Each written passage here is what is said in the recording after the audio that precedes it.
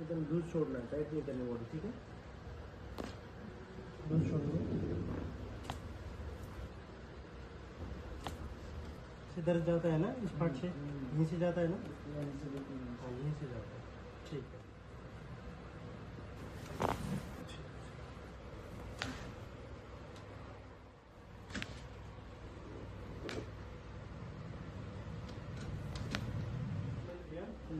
तो आपको कैसा महसूस हो रहा है जी? दर्द तो सही हो गया, दर्द नहीं हो रहा जी। थोड़ा उंगली में सुन्नपन है। अच्छा, उंगली में सुन्नपन है, बाकी दर्द खत्म हो गया। दर्द तो सही हो। ठीक है, ठीक है।